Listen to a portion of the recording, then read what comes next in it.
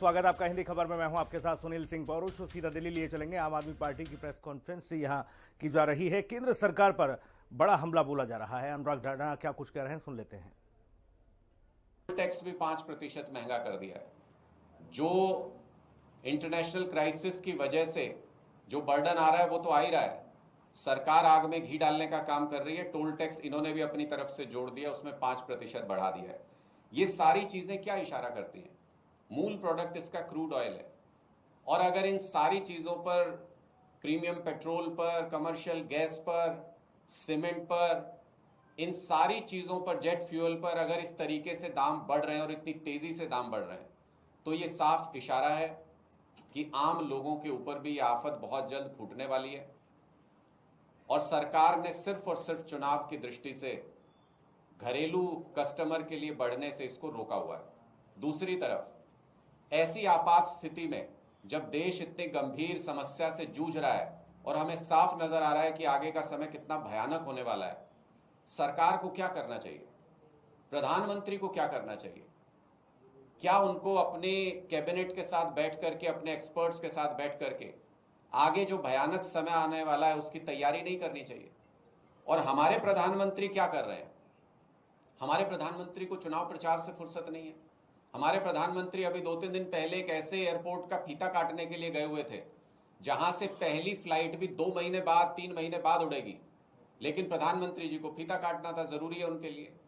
कल हमारे प्रधानमंत्री जी कहीं रोड शो कर रहे थे, कहीं रैली कर रहे थे गुजरात के अंदर, म्यूजियम का इनॉग्रेशन कर रहे थे, कहीं रेल को हरी झंडी दिखा रहे थे। आज हमारे प्रधानमंत्री आसाम में चाय की पत्तियां तोड़ते हुए नजर आ रहे हैं। मुझे ऐसा लग रहा है कि जिस चीज को प्रधानमंत्री जी छू लेते हैं वो महंगी हो जाती है, तो आने वाले समय में ऐसा लगता है कि चाय के दाम भी बढ़ जाएंगे। मोदी जी ने आज हाथ लगा दिया है, असम जाके वहां चुनाव प्रचार कर रहे हैं। क्या ये प्रधानमंत्री को शोभा देता है कि जिस वक्त पूरे देश में आम लोगों के घरों पर आफत टूट रही है, जिस वक्त पूरा देश महंगाई के डर से खौफ में है, जिस वक्त लोग लाइनों में लगे हुए हैं, उनको सिलेंडर नहीं मिल रहे हैं, जिस वक्त लोग लाइनों में लगे हुए हैं इस समस्या को लेके कि उनको पेट्रोल कल मिलेगा कि नहीं मिलेगा, वो इस संशय में है, और प्रधानमंत्री जी आने वाले गंभीर संकट से जूझने की बजाय, उस पर काम करने की बजाय, प्रधानमंत्री जी चुनाव प्रचार कर रहे हैं, प्रधानमंत्री जी फीता काट रहे हैं, प्रधानमंत्री जी जगह जगह जाके चुनावी रैलियां कर रहे हैं। क्या राजनीति में सिर्फ और सिर्फ चुनाव जीतना ही भारतीय जनता पार्टी का मकसद है? क्या उनको देश के लोगों की कोई परवाह नहीं? क्या प्रधानमंत्री जी ने जो संवैधानिक शपथ ली थी देश के लोगों के प्रति, देश के प्रति, क्या उनको उसकी कोई फिक्र नहीं? पहले पूरे देश को इस आफत में झोंका प्रधानमंत्री नरेंद्र मोदी जी ने, और अब इससे बचाने का कोई उपाय नहीं कर रहे हैं। अल्टीमेटली बाद में जब समस्या के बीच में देश होगा, अभी से पलायन शुरू कर दिया है शहरों से। जो लेबर क्लास है, जो गरीब लोग हैं, उन्होंने अभी से शिफ्ट करना शुरू कर दिया है। क्यों?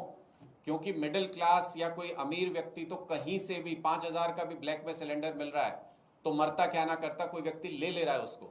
लेकिन जो गरीब व्यक्ति है, जिसके पास सिलेंडर है ही नहीं, जो रोजाना छोटे सिलेंडर में 1-1 किलो गैस भरवा के अपना काम चलाता था, उसके पास तो कोई लीगल रेमेडी भी नहीं है, उसके पास तो कोई तरीका भी नहीं है इस आफत से बचने का। वो ब्लैक में भी लेता है तो उसको 1 किलो गैस 500 रुपए में मिल रही है, और सरकार इसकी रोकथाम के लिए, ये ब्लैक मार्केटिंग रोकने के लिए, सप्लाई सुनिश्चित करने के लिए कुछ नहीं कर रही है। कह रहे हैं हमारे पास स्टॉक है, स्टॉक है।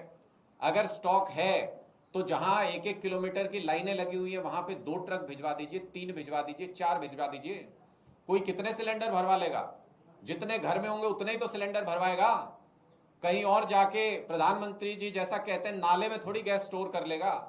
तो इसका मतलब कि आप जो असली तस्वीर है वो देश को दिखाना नहीं चाहते, जो असली संकट है उसके ऊपर प्लानिंग नहीं करना चाहते, और देश को जबरदस्ती एक ऐसी आफत की तरफ मोड़ रहे हैं। प्रधानमंत्री जी ने पहले ही अनाउंस कर दिया कि कोरोना जैसे हालात होने वाले हैं, और अब मुझे लगता है कि वो प्रयास कर रहे हैं कि कोरोना जैसे हालात हों ताकि वो अपने बिजनेसमैन दोस्तों को खूब मुनाफा इस आपदा में अवसर तलाश के उनके लिए बना सके, उनको खूब मुनाफा कमा सके। आपके कोई सवाल है तो पूछ सकते हैं। सवाल ये है कि आम आदमी पार्टी के जो गुजरात के अध्यक्ष हैं ईशान गढ़वी, उनकी गिरफ्तारी की खबर आ रही है, और आंकड़ा ये बताता है कि पिछले ही कुछ महीनों में 45 एफआईआर हुए जिसमें 160 कार्यकर्ताओं के नाम। देखिए, पिछले 2-3 महीने से आपको सबको पता है कि आम आदमी पार्टी का विस्तार किस तरीके से गुजरात के अंदर हो रहा है और लोग वहां एक